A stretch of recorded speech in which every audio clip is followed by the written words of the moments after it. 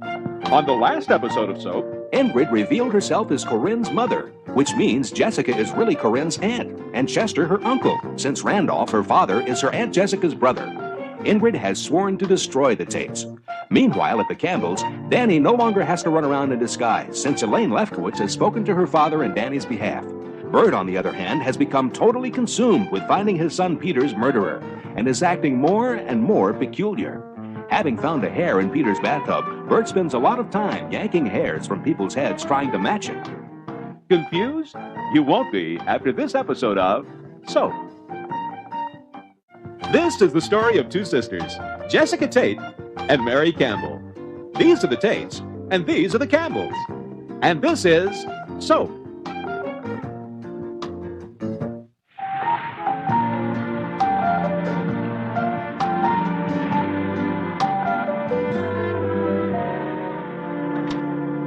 Can't seem to find anything here. What you said her name was? Corinne Tate. Corinne Tate. I do not believe this. You make a person turn over their jewelry, a totally barbaric custom, which, may I say, we do not have in Sweden. And then when they do hand over their jewelry to the police, yet it disappears. Got it. Corinne Tate. It was found under Corinne, not Tate. That's why I couldn't find it. I'd love to be here for an execution when you screw up somebody's name and figure it out after they've melted in your killing chair, you dumb barbarian. All right, let's get this over with. Well, look who's here, the glorious Tate. So well, my dear lady, it seems some misfortune has befallen you. I've taken your Corinne, and soon they'll take your life. Ha! Listen, you had better watch. Be quiet, you boring, stupid man. You all are getting what you deserve. Jessica Tate in Yale. I adore it. Okay, Mrs. Tate, if you'll just give me your personal possessions, any jewelry. Don't give him the jewelry, Jessica. She has to. Now, Tinkler, this is absurd. Why can't she keep her jewelry? Rules, Mr. Tate. Tinkler, you're going to pay for this. I swear it. What you have done to my family in the last few days. Oh, darling, it's all right. It's probably a rule of some kind so that the less fortunate prisoners won't feel jealous. I mean, if I went in there wearing my sapphires and they were wearing nothing but, well, let's say their costume jewelry, it's bound to cause resentment. Just move right over here. I need to take a couple of pictures. Chester, be sure and help Billy with his homework now. Yes. All right, we just slip this right over your head there. Let it,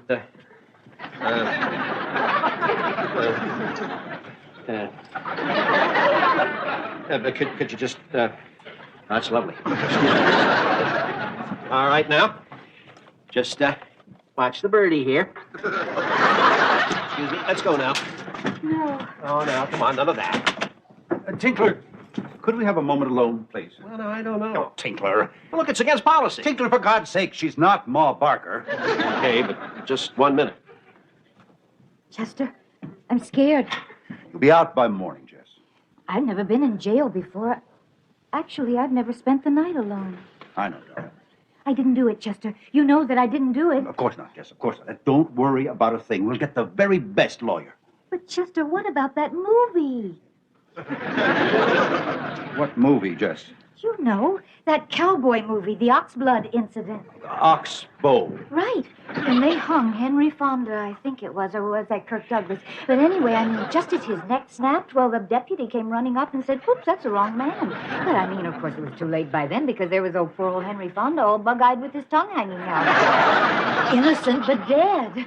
Jess, it was just a movie. But, Chester, where do you think they get those movie stories from? They get them from real life. Jessica, you won't hang. Well, if I do, and they do make a movie of it, Chester, promise me that you will try to retain some control, because I have a feeling, I just have this awful feeling. They're thinking about having Shelley Winters play me. See, I was thinking of someone like Catherine Deneuve. She's attractive enough.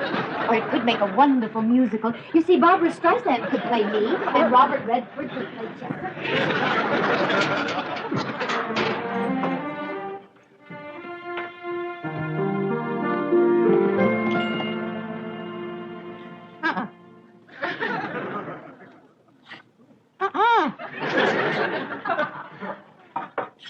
That's it. You sucker. Hey, Mom, is Bert coming out of the basement? No, Mom, he needs help. he doesn't need help. Oh, come on, Ma. He's been acting really strange. He sleeps down there in the basement. Ma, yesterday he goes out and buys 200 Bunsen burners. He needed them for an experiment. 200? They were on sale. Mom, he should see a psychiatrist. Look, the man's son was murdered. That's an enormous shock. There's bound to be some reaction to it. He'll get over it. Mom, last night he told me that sometimes he thinks he's invisible. He was joking with you. Invisible. He was serious, Mom. He told me that sometimes he can walk through a room and nobody sees him. He says it helps him greatly with his detective work. And you believed him? He was joking with you. Look, this is all a reaction to grief. There is no reason in the world to worry about Bert.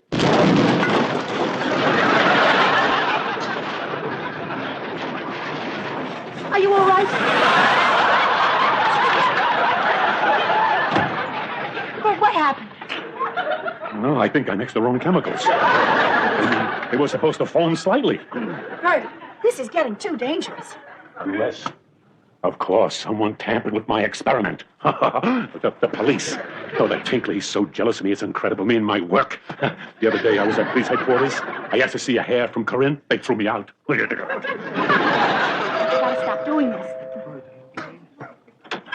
Mary. Oh, my God. Mary, let me look at you. You're as plain as ever. Oh, my God, Ingrid. When this is your husband, interesting man. Are you a chimney sweep? No, he's Al Jolson. And your sons, how nice. One is a frou-frou, and one plays with dolls. Hey, Miss Ingrid, whatever you are, get out of here. I always thought your first husband was a horror. This one is worse. And now I have a wonderful announcement to make. My lovely, beautiful daughter Corinne has been released. I knew it. I knew she didn't do it. That was the theory I was working on. I went up to the police, stole my notes, too. Even better than that, Jessica has been arrested. Isn't that lovely? What? Jessica didn't do it. She's got red hair. Not only is the man filthy, he's also an idiot. What are you doing, you stupid lout? I'm going to test this. A person comes into your house, you two love hairs. You dirty, stupid, crazy man. I want you to leave now. I would be delighted, but I will be back. I'm not finished with this family. I won't rest until I've destroyed every last one of you. Ha! Well, obviously the police have no idea what they're doing. I got to get back to work. That Tinkler. Ow! I hope the fire's out down there. Mom! I know. He needs help. Nice, real nice. A work of art. Who did this? The new man? Yes, Mr. Lefkowitz. Keep him. He's our Rembrandt. So. You are Danny. Yes, sir. Danny Dallas. Yes, sir. My daughter tells me I shouldn't kill you. She's grown very fond of you. So how did you two happen to meet?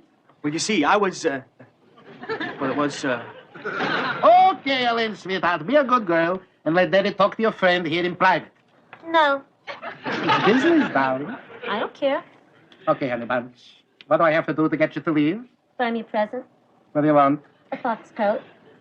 Okay, fox coat. Take a note. Oh, Daddy? Silver. A good one. No crummy skins. Your mother need a coat? no. Oh, Danny Dallas. Yes, sir. You still owe us a favor, you know. I know. But I can't kill a man, so if you're going to ask me to shoot somebody, you might as well gun me down right now. No killing, no killing. This is a non-violent favor. Ugh, what is that? Is that a finger? Tell Gomez I know him 20 years. He kills a man, I take his word for it.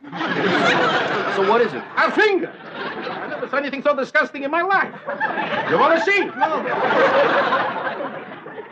The favor you want me to do. Can't tell you now. But if I tell you when the time is right. Meanwhile, you don't have to dress up anymore. So go home and enjoy yourself, and I'll be in touch. Thank you, Mr. Lefkowitz. Don't thank me. Thank Kelly. I think I already did. I don't know how to thank you. I do. Hey, listen, I really appreciate everything, and so long. Hold it. Where are you going? Home. Wrong. Hey, now look, Elaine, Oh, fun's fun. Now, Daddy. wait.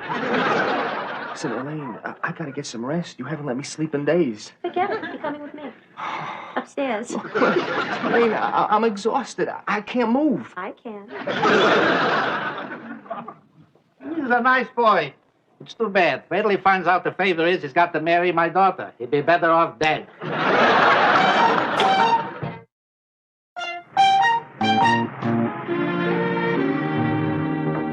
Who is it? It's me. Do you know what time it is? Where the hell have you been? What? Our one night together. You know what my schedule is like. I mean, I've been waiting for hours. Now we hardly have any time. Walter, my mother has been arrested. Oh, wonderful. We finally get a night together and your mother gets arrested. I suppose now you're not in the mood. What do you think? This is some big thrill for me? I love running over here in the middle of the night for 3 minutes once a week. I'm sorry. Hey, you have a morning press conference. I don't see you. Your wife gives a dinner party. I don't see you. Your kid plays a sweet potato in the Thanksgiving play, and I don't see you. But my mother gets arrested, and you complain? Eunice, I'm sorry. I mean it. Come on, forgive me, huh? I'm a little upset. I got this today. Read it. I know all about you and Eunice Tate. To keep the pictures I have from the press will cost $50,000. Walter, what are you going to do? Nothing. It's a crackpot scheme to get money. I mean, what could they possibly have pictures of? You know how careful we've been? I personally checked out every hotel room. Do you think I'd get us rooms facing a brick wall because I like them? Oh, Eunice, I guarantee you there's absolutely no way anyone could have ever gone, oh, my God, Atlanta. What? Atlanta, remember? Atlanta? We had to stay over at the last minute. I didn't have time to check the place out. It was that little place, the Peachtree something. Oh, my God, that was the night you heard noises on the roof. I said it was birds. Birds? You said it was squirrels throwing peach pits. What are you talking about, squirrels throwing peach pits? Squirrels can't throw. Well, then that's what I said, but you said, yes, squirrels can throw peach pits. Well, that's ridiculous. I mean, nobody was there that night. Nobody saw us that night. Nobody took pictures. What am I worrying about? Walter, that was the night we played that game. What game? Walter! Oh, I can't believe we did that, you know. What? Where you dressed up as the Roman gladiator and I was the slave you just fought. Oh, my God. And then you tied me to the... I'd better pay. And that's actually what you do for a living? I mean, you're a... Hooker. Oh, my goodness. See, I thought they only had them in Europe. And you do it with strangers? Kind of hard to charge a friend. And so a customer was dissatisfied and turned you in? No, it was a cop. You mean a cop was dissatisfied and turned you in? Well, let me ask you one more question. My God, this is fascinating. See, I never get to ask questions like this. Okay, Babette, you have a bail, Mrs. Tate. Your lawyer's here. Oh. Benson?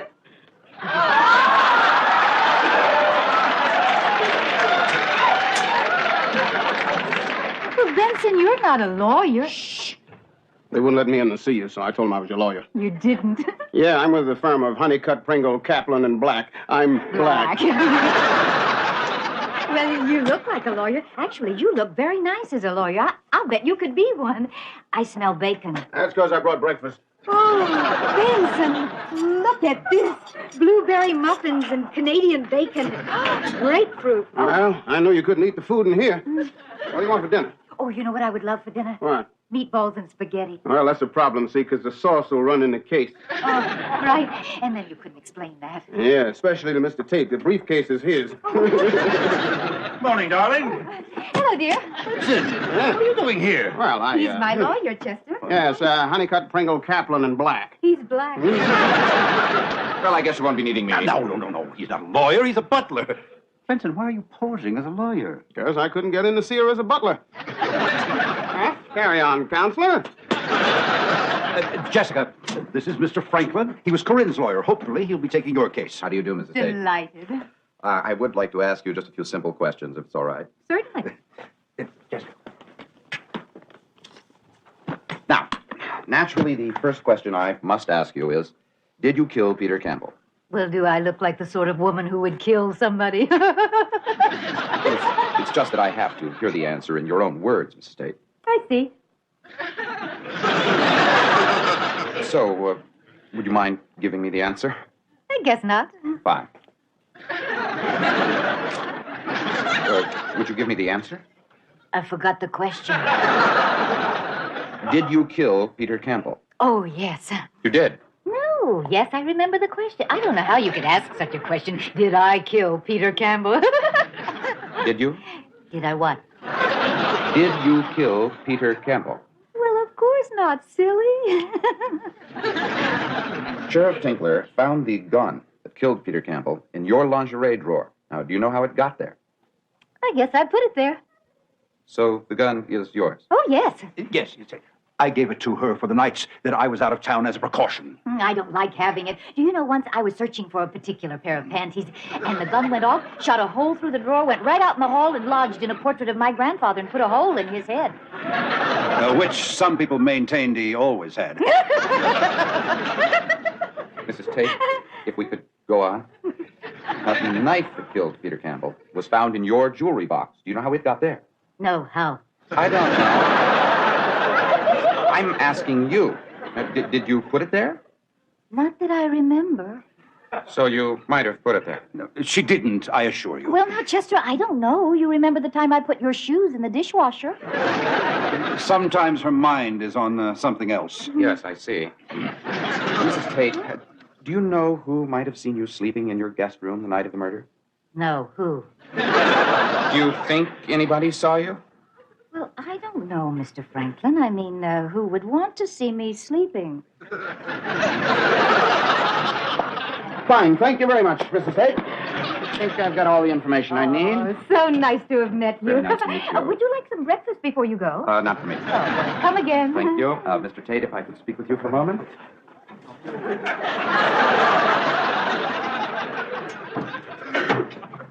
Mr. Tate, let me put this as candidly as possible. Now, your wife, as we know, had the motive. The murder weapons were found in her room with her fingerprints all over them, and she had no alibi for that night. Plus which, the judge, as you can see from the astronomical bail that he has set, hates rich people.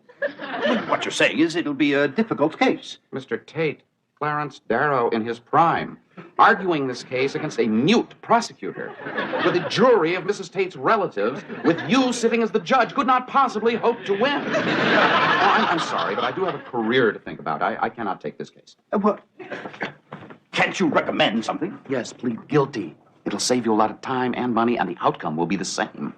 Sorry. What did he say, darling? It's an open and shut case. You're not to worry about anything. I'm not worried. I'm innocent.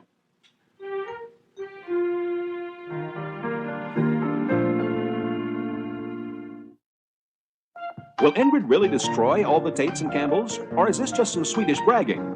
Does a blackmailer really have compromising pictures of Eunice and the congressman? Or is it merely a school chum playing a practical joke? Will Danny marry Elaine? Or will he decide he'd rather be killed? If the case against Jessica was argued against a mute prosecutor with Chester as the judge, would Jessica really be found guilty? And if she is, will her worst fear be realized? Will Shelley Winters play her in the film?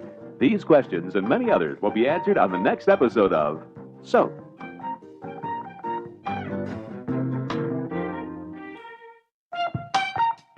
Soap is videotaped in front of a studio audience.